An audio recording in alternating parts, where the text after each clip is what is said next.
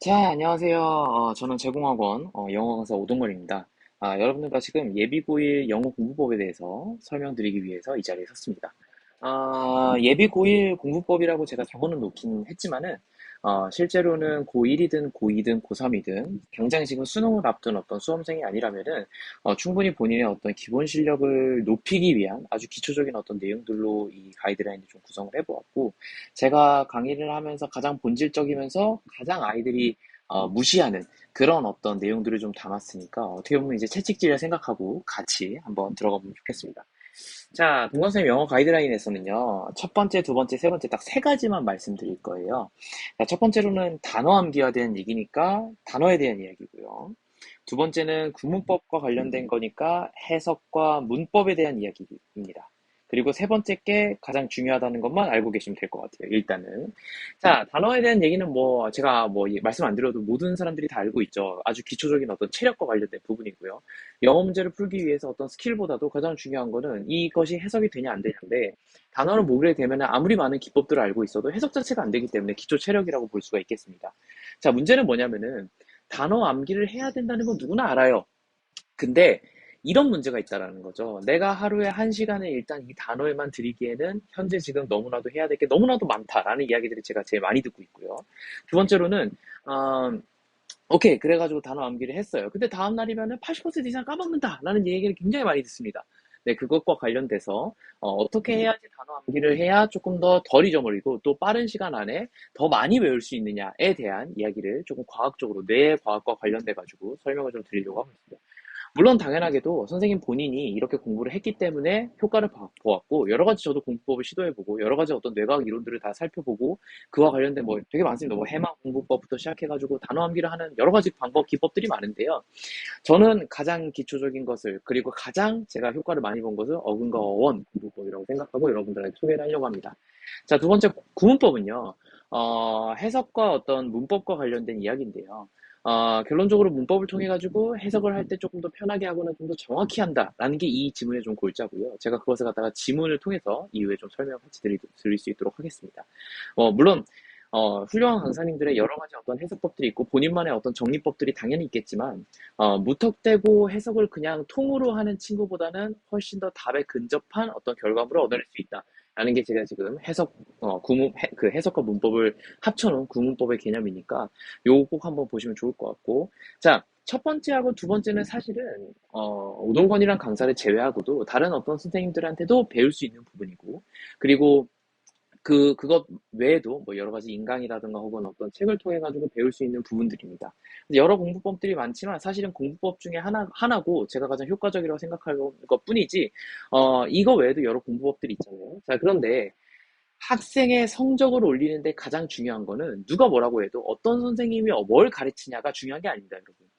뭐냐면은 학생이 얼마나 훈련하고 반복하고 숙달해가지고 결국 그 학생이 선생님이 되느냐, 즉 출제자의 눈을 가질 수 있느냐 없느냐, 출제자처럼 적어도 분석을 할 수 있느냐 없느냐 그 얘기인데 그런 의미에서 3번이 가장 중요하다고 볼 수가 있겠습니다.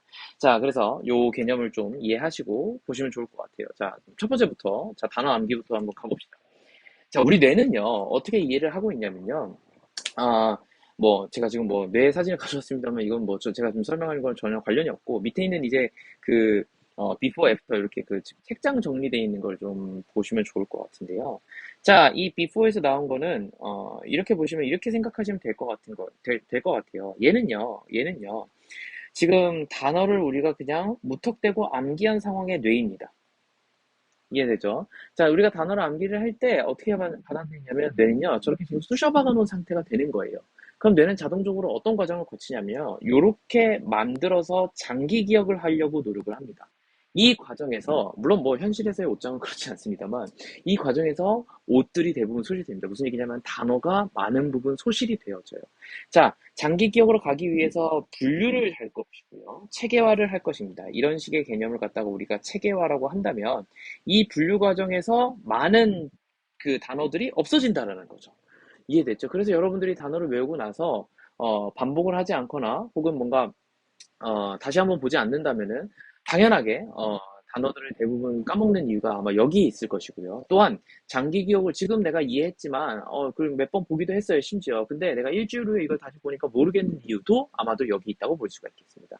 저는 이 뇌과학적인 어떤 인지 과정을 통해 가지고 그렇다면 자 결국은 체계화라는 개념이 중요한 거고 이것을 영어로 쓰면 이제 categorize라는 단어를 굉장히 논문에서 많이 쓰더라고요. 자 categorize를 하는 과정에 있어서 뭐가 문제냐면은 그러면은 학생들이 카테고라이즈가 되어 있는 공부법을 배울 수는 없을까? 무슨 얘기냐면 이미 카테고라이즈가 되어 있는 어느 정도 이렇게 분류가 되어 있는 단어장을 본다면 조금 더 효과가 있지 않을까라고 생각해서 제가 찾은 공부법은 어, 어원 공부법입니다. 자, 그래서 1번 단어장과 2번 단어장을 보시면은 2번 단어장은 지금 단어가 그냥 무작위로 이렇게 나열되어 있는 것을 볼 수가 있겠습니다. 아무런 연관성이 없어요. freezing 같은 경우에는 지금 현재 분사가 지금 나와 있는 상황이고 arrange나 urgent에서 지금 전혀 연관성을 찾을 수가 없고 그냥 개별적인 단어들을 개별적으로 외워야 됩니다. 물론 제가 지금 말씀드리고자 하는 거는 1번 단어장과 2번 단어장 중에서 1번 단어장이 훨씬 더 좋다라는 단순한 어떤 우열을 매기기 위한 게 아니라 우리가 공부를 하는 단어장의 우열이라기보다는 여러분들이 공부를 할 때 이런 1번 단어장처럼 하면 조금 더 이해하거나 외우거나 혹은 장기적인 암기를 하는데 도움이 된다는 걸 말씀드리는 거예요. 그래서 1번 단어장을 보면 프로라는 개념 안에서의 프로와 관련된 모든 단어들을 다 한꺼번에 넣어놨습니다. 이렇게 되면 이미 서랍장 안에서 프로라는 서랍을 만들어주고 넣는 과정이기 때문에 소실 우리가 이 책장을 만들어줄 필요가 없다 보니까 조금 더 빠르고 명확하게 암기를 할 수가 있고 자 이거보다 더 좋은 이유는 뭐냐면요. 사실은 이 두 번째 이유에 있는데요.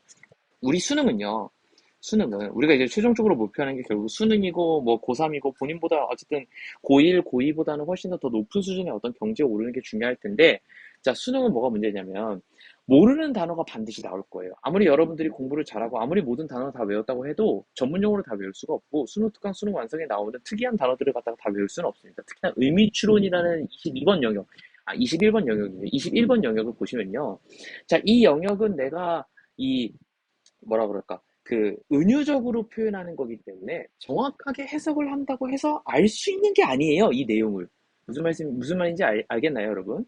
그러다 보니 여러분들이 어느 정도 미루어 유추하는 과정이 필요하고, 자, 그래서 이 단어를 보시면은 프로와 관련된 어떤 단어가 나와서 이 단어를 내가 모른다고 할지라도 요 단어에서 앞으로 뭔가 전진한다라는 개념이 있으니까 요걸 갖다가 이렇게 해서 그럼 이게 뭔가 이렇게 전진하는 그런 어떤 내용 중에 하나일 거구나 라고 생각하시는 게 그래서 그렇게 하시면 대부분 맞을 수 있다는 거죠. 즉 모르는 단어를 유추하고 추론하는 거에 있어서 굉장히 도움이 될 거라는 겁니다.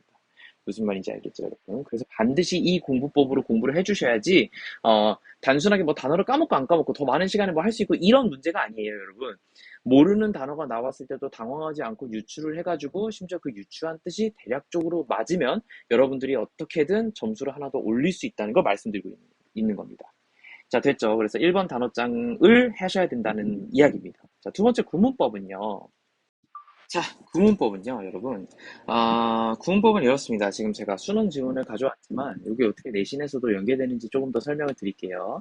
자, 일단 보시면은, 자, 지문입니다. 우리 2022학년도 수능, 작년 수능이죠. 작년 수능을 보시면은, 지문이 엄청 복잡해요. 그리고 무슨 얘기인지 잘 모르겠어요. 자, 결론적으로는 주어 동사가 이 지문에서 하고 싶은 얘기일 건데, 주어 동사 이외에 여러 가지 어떤 문법적인 요소들을 넣어서 수식을 많이 시켰다는 거예요. 자, 예를 들어서 삼형식 문장이 이렇게 있다고 치면, 사실은 여기다가 어떤 주어인지 설명해주고, 동사를 어떻게 했는지 설명해주고, 목적어가 어떤 친구인지, 이런 식으로 얘기해서, 단순하게 그냥 세 단어만 끝날 걸 갖다가, 이렇게 몸집을 불려놨다는 거죠. 무슨 말인지 알겠죠, 여러분? 자, 그래서 저는 구문법을 통해 가지고 이해를 하고자 하는 건 결론적으로는 끊어읽기를 통해서 자, 나한테 지금 필요가 있는 정보와 필요가 없는 정보들을 구분해 가면서 가자.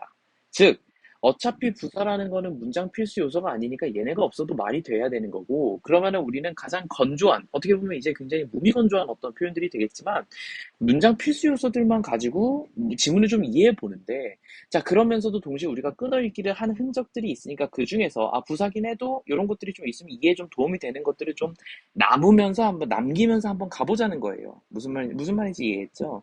그래서 구문법이라는 건 기본적으로 문법을 이해하고 이 문법적 요소들을 전부 다 분석할 수 있고 혹은 구분할 수 있어야지만 여기서 얘만 끄집어내서 아 이게 중요 정보구나. 근데 이런 중요 정보들이 저 밑에 있는 친구들하고 패러프레이징, 즉 같은 뜻 다른 단어, 가장 주제분에서 가장 중요한 개념이죠. 요 개념으로 이렇게 나왔으니까 요 단어가 문제로서 출제가 될 수 있겠구나라는 걸 좀 유추를 해보자는 겁니다.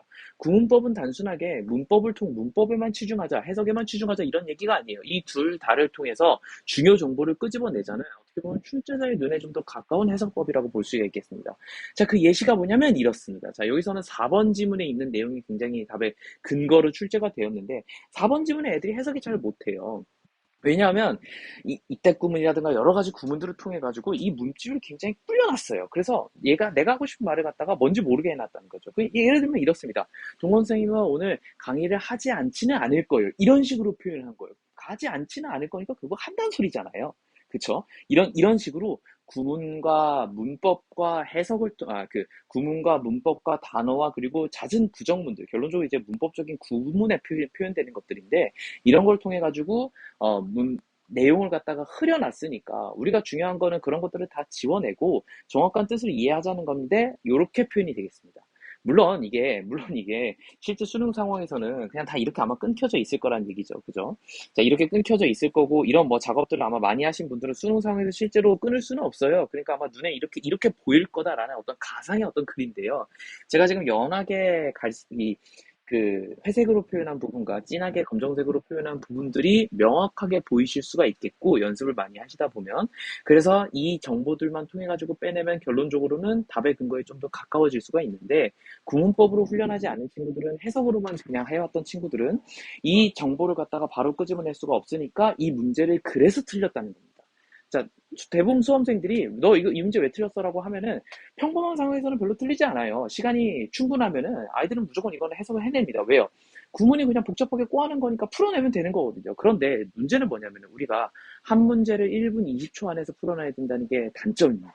이해됐죠? 우리가 1분 20초 안에 요 한 문제를 다 풀어야 돼요. 근데 그런 바쁜 상황에서 어떻게 저걸 갖다가 꼬어진 구문을 갖다가 바로바로 이해를 하겠냐고요. 즉, 구문법적인 훈련이 돼 있지 않으면 애초에 해석이 안 되게끔 만들어낸 현행 수능이다라고 생각하시면 좋을 것 같아요.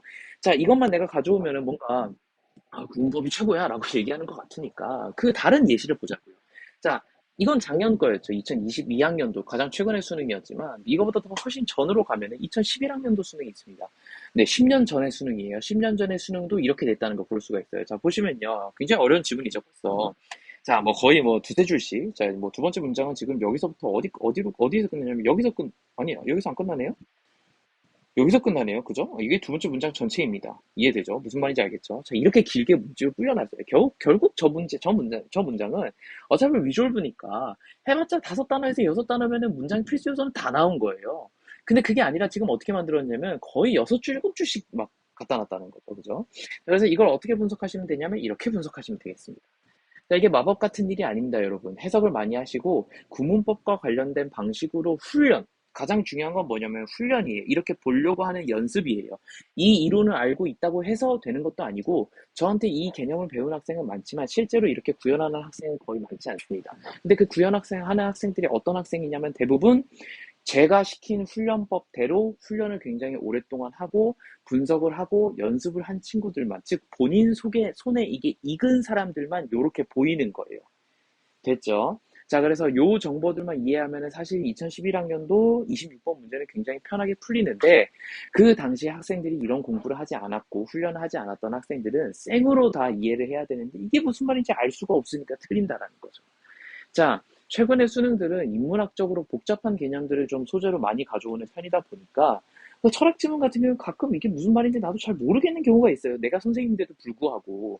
근데 어떻게 풀어야 되냐면은 어쨌든 이 내용이다. A는 B이다. 이런 식의 명제로 끝날 것이니까 저렇게 우리가 검정색 지금 진하게 표현된 저 내용들만 정확하게 해석할 수가 있다면 아무 문제 없이 문제 푸는 데는 이 개념을 이해를 못해도 아무 문제 없이 문제를 풀 수 있다는 거예요.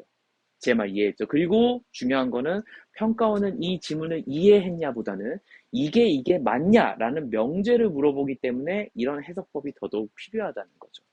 자, 제가 얘기하고 싶은 거는 구문법을 통해 가지고 지금까지 모의고사를 이렇게 해왔는데 현행 학교들에서는 이것과 좀 동떨어지게 그냥 단순하게 내용을 암기하냐 못하냐의 개념으로 많이 갔어요. 자, 그러나 최근에 코로나 수능 이후로 수능의 판세가 조금 바뀌었습니다. 과거에는 문법 문제나 이런 거를 이제 출제를 할 때 어떻게 출제를 했었냐면은 그냥 단순한 문법 문제를 좀 많이 냈던 것 같아요. 문법적 어떤 지식들을 갖다가 좀 물어보는 문제들이 많았고, 쌤이 그래서 문법책을 항상 정리를 할 때 그래도 정제된 문법은 나오기 때문에 보통 이제 한 88개 정도가 나올 것이다. 근데 이거에서 한 100개 정도 사실은 됐거든요. 애들한테 이제 이렇게 얘기하면은 100개라고 얘기하면 공부 안 할 것 같아서 88개로 좀 줄이긴 했는데, 그 22개가 거의 암기형의 어떤 구문이었다는 말이에요. 자, 근데 이게 최근에 코로나 수능이 터지면서, 자, 이런 문법적 지식을 물어보는 게 아니고, 자, 과거죠.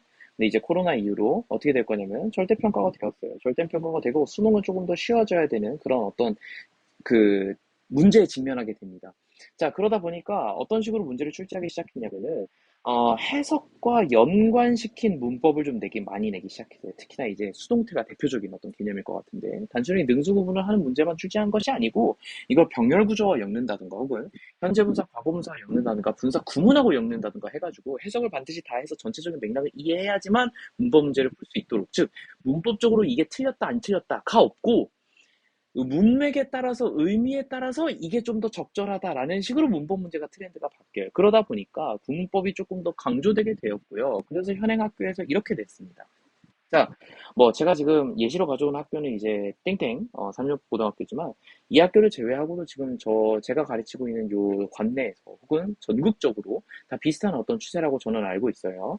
자, 이게 굉장히 급박하게 변했는데 작년만 해도, 작년이 아니라 거의 10년 동안 다 이렇게 됐습니다. 서술형이 7문항에 객관식이 15문항이라면은 일반적으로는 일반 문법 문제를 4문제 혹은 문맥을 통해서 이해하는 문법을 갖다가 한 3문제 정도 출제했던 것 같아요.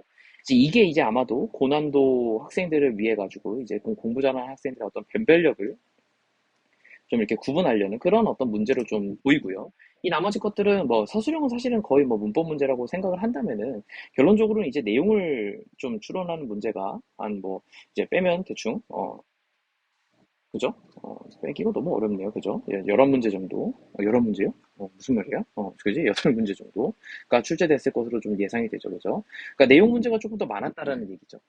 쌤 말 이해했죠? 문법 문제는 7문제인데 내용 문제는 8문제니까, 그죠? 어, 쌤 영어쌤이니까 빼기 못한 거 좀 이해해 주세요. 자, 이렇게 출제가 되었다면, 자, 올해 당장입니다. 올해 당장이에요. 제가 가장 많이 체감을 한 부분인데, 서술형은 6문항, 7문항과 6문항은 그렇게 중요한 차이가 아닙니다, 여러분.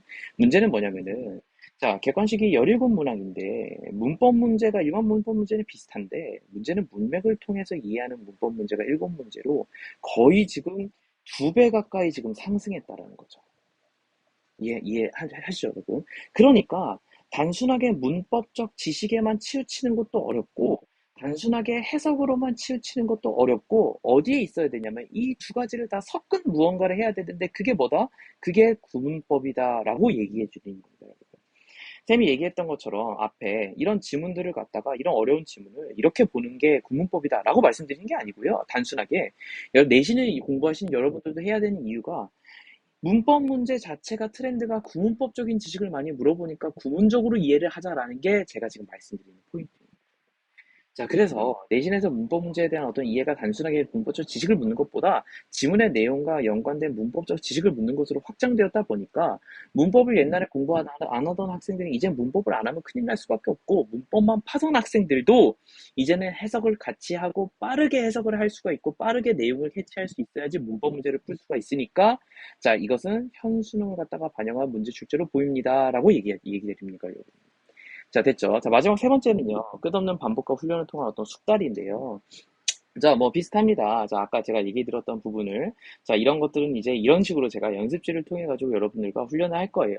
자, 뭐 다 말씀드릴 수는 없지만 여기서 이제 여러 가지 기법들이 있습니다. 문제를 푸는 뭐 패러프레이징이라든가 유기성의 원칙, 통일성의 원칙, 여러 가지 원칙들을 통해 가지고 분석을 하는 것뿐만 아니라 이렇게 지금 내용을 요약하고 해석을 하나하나 써가지고 구문법적으로 좀 분석하는 부분을 갖다가 좀 많이 여러분들하고 좀 훈련을 시킬 예정이고요.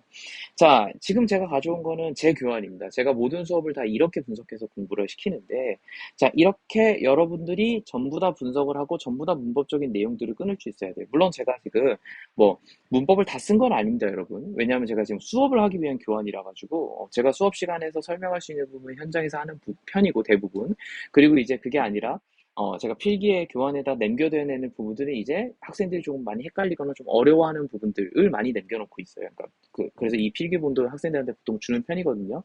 그래서 이 개념을, 이 분석과 이 개념을 학생들이 할 수 있도록 연습시킬 예정인 거예요. 그리고 학생들이 연습을 할 수 있어야 돼요.